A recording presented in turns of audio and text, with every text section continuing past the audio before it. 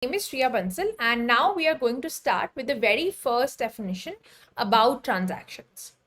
Now, whenever we talk about transaction, first let's define what a transaction is.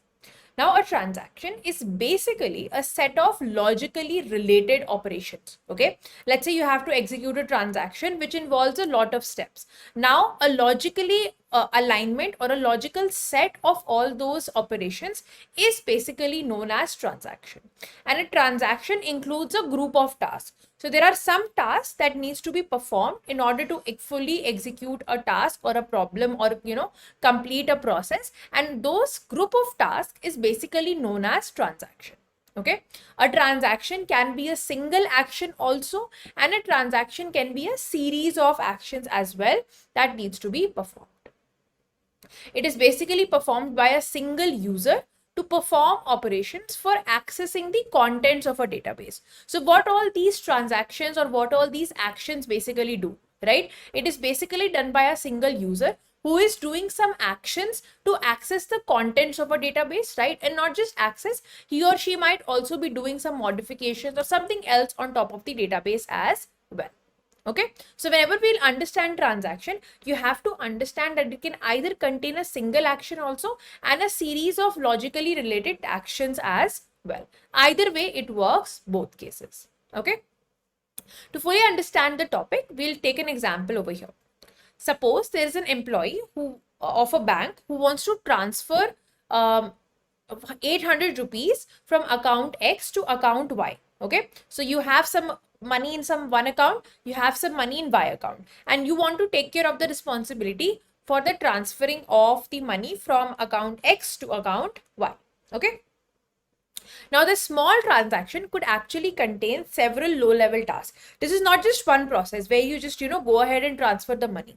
This complete task or this complete, I would say, responsibility includes certain low level tasks as well, and if those low level tasks are completed, the overall transaction will also be completed. Okay, so what all steps do you have to follow? First of all, you have to make sure you open the account for the person X. Okay, and you will also see what is the current balance for that person. So you do X dot balance and you should be able to get the balance in the account for that person. Okay, you open the account for that person, right? You check what is the balance in that, right? And then that becomes old balance. What is the new balance? Since we are deducting money from X account, now we are going to deduct the 800 rupees, and now the new balance is whatever the old balance was minus the 800 rupees.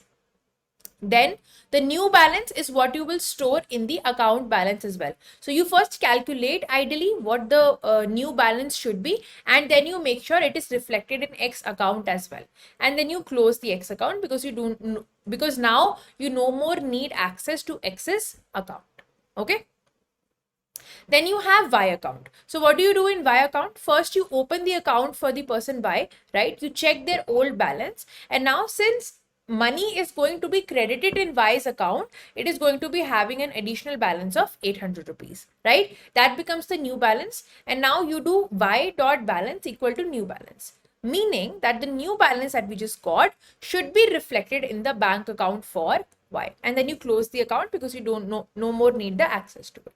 Now you can see the task looked so simple, right? That you just have to transfer 800 rupees from X's account to Y account. But it actually involved a lot of smaller low-level tasks as well on both X and Y side that needs to be done in order to make sure the transaction is done completely, and not just completely, accurately as well. Okay, so that is why we say that this is now a complete transaction, right? Wherein we have a small transaction, but it also includes a few low level tasks as well. Okay, so I hope with this, the very basic definition of transaction is clear to everyone, and you understand how transactions basically work, because transaction is a word that we will be using again and again in future as well. So please make sure the very definition of transaction is absolutely clear to everyone. Okay, you can refer this example once again as well, where money is being taken from X's account and stored in Y account. So X's balance will decrease by 800, and the same thing is reflected in the balance as well, right? And in Y's account, we're adding some money and we need to reflect the same thing in the Y's account as well. Okay. A few more points to importantly to remember about transaction is that a transaction is a program unit whose execution may or may not change the contents of a database. So here the example that we just saw actually did some changes in the database, right? Some money got added, some money got deducted. But that's not always the case, right? Sometimes you may execute a transaction which may or may not lead to changes in the database, right? You might do changes in the database as well. You might not do changes in the database as well. Okay, so while working through a transaction, you should know that there is a possibility that we execute a transaction, we execute a series of tasks, but we might not do any changes to the database at all as well. So you may or you may not. Now, a transaction concept in DBMS is executed as a single unit. So, a transaction might have multiple tasks inside it, but one transaction is executed or looked at as a single unit only. So, internally, you might be doing a lot of tasks inside it, but when we look at a transaction in the DBMS perspective, we have one single transaction. Okay, so it's identified as a single unit. Now, if the database operations do not update the database, but only retrieve the data, this type of transaction is a read-only transaction. So I just told you that there might be scenarios when we are not doing any changes, we are not doing any updation or editing in a database. If that actually happens, when we're just reading the contents of the database, just retrieving the data from the database, that is known as a read-only transaction. Okay. Now remember, a successful transaction can change the database from one consistent state to another. So what you will see is when we will move ahead, you will see that a transaction before actually getting completed passes through a lot of states. Okay, it's not just that a transaction is either completed or not completed. No, a transaction has to go a series of many states in order to fully complete the transaction, right? So the point here says, the fourth point here says that a successful transaction eventually moves from one consistent state to another consistent state, right? So it's like a hopping of states from one another until you reach the eventual ending state. Then it says that we are going to talk about the acid properties of DBMS as well. A is for atomic, C is for consistent, I is for isolated, and D is for durable. That means that all DBMS transactions that you actually execute must be atomic, consistent, isolated, and durable. For the time being, you can just understand that these are the four words that are very important to understand. When we will move forward, you will see exactly what exactly are the applications, right? And what is the concept about DBMS transactions. But make sure that you know this point, that whatever transaction you execute, it must be having all of these 4 points consistently followed. Okay. And the very last point is, if the database were in an inconsistent state before a transaction, remember that it would also remain in the inconsistent state after the transaction. Okay, let's say you have a consistent database. Consistent database means that everything in the database is correct, or all the values which should be there in the database are correct, and there's no inconsistency. So after you execute the transaction, then also the database will be consistent. But the opposite of that is also true. If you have an inconsistent transaction or inconsistent state of a database, if you execute on a transaction on top of it, then after the transaction also, the database will remain inconsistent. Okay, so it works both ways when we are dealing with transactions. All right. So just to sum it up a little bit over here, we can say that a transaction is nothing but a program unit, right, which may or may not change the contents of a database. It can be a single action or a series of actions, right, that you are basically performing on top of the databases, right? And databases consider a single transaction as a single unit, no matter underlying how many different tasks that you have. Okay, if you are doing transaction where you are only reading from the database, it is known as read-only transaction. Okay, and a successful transaction can change the state of the database from one consistent state to another, and we'll talk about in future all the different states that are available as well. Also remember, if the database is in an inconsistent state before the transaction, it will remain in the inconsistent state even after the transaction as well. Okay, now here you can see some of the main operations that can be performed on a transaction. So first is the read operation. Now the read operation is just used to read the value of X from the database, right? And it stores it in like a buffer memory in the main memory. So what you want to do is you want to read some value in a database. So you use the read operation for that, where you are reading the value and storing it in a buffer in the main memory. Okay. Similar to that, we also have write operations. Now what we do in write operation is that it is basically used to write the value back to the database from the buffer. Okay, let's say if I am reading something from the database, I am doing the read operation. But if I am adding something, right, if I am writing a value back in the database, I am going to use the write operation. Okay, so let's take an example of a debit transaction over here. So what is happening in this debit transaction? You are reading. So if you want to remove, or let's say you want to deduct 500 from someone's account. So first you should know what the current value or the current balance in that account is. So for knowing the current balance, we are using the first operation, which is the read operation. Okay.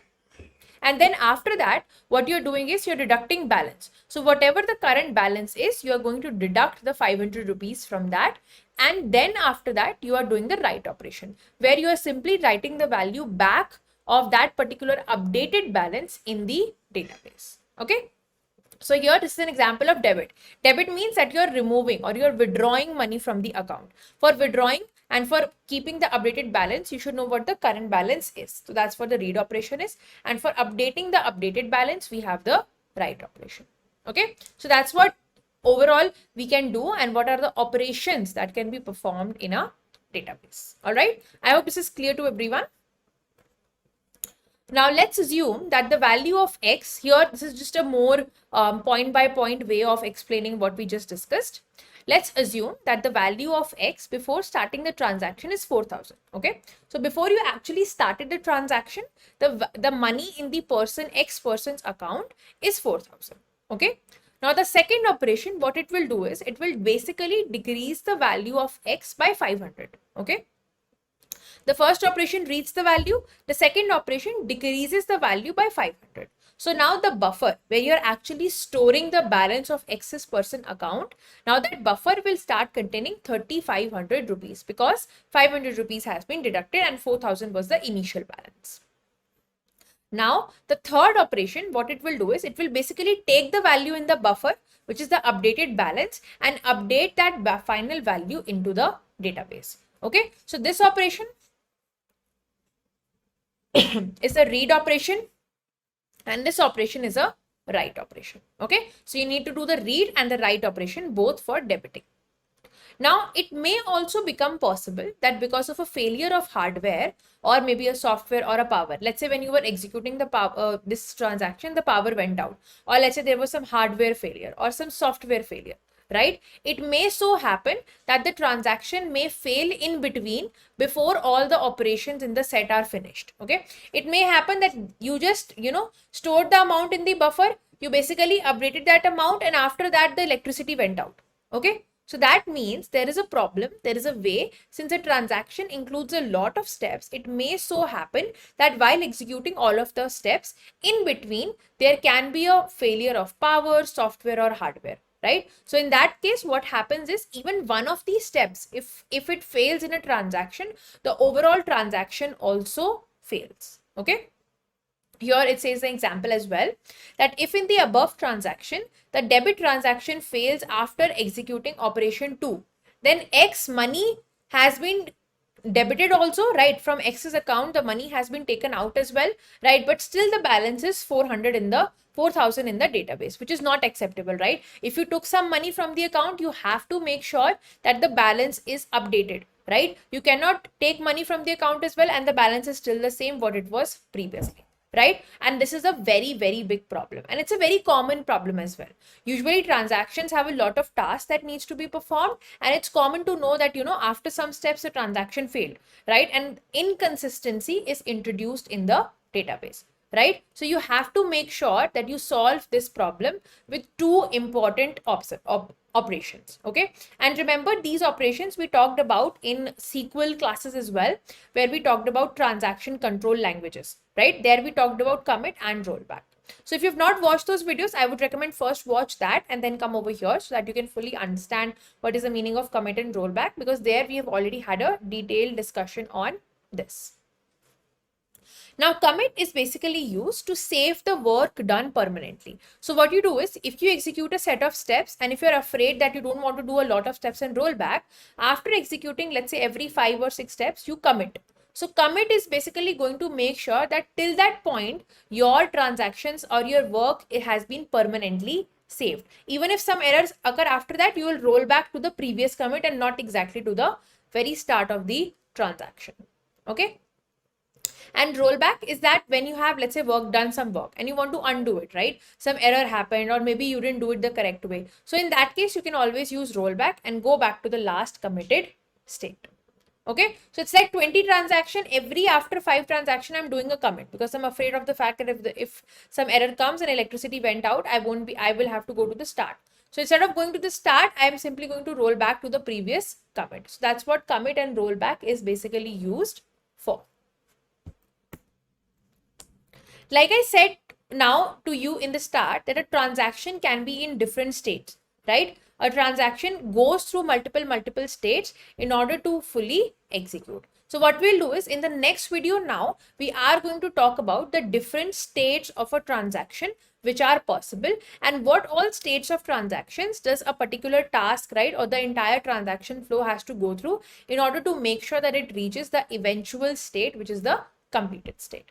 Okay, but before that, I hope everyone is clear with the very idea for transaction is. It's very important, and please make sure that you understand this topic before moving ahead, because it will be very important for your understanding and, help you give a better idea on how transactions are executed. Okay.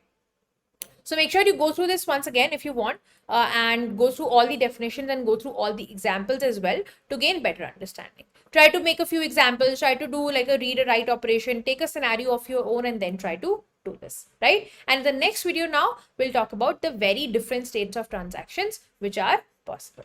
All right. Thank you so much for attending this video. Bye.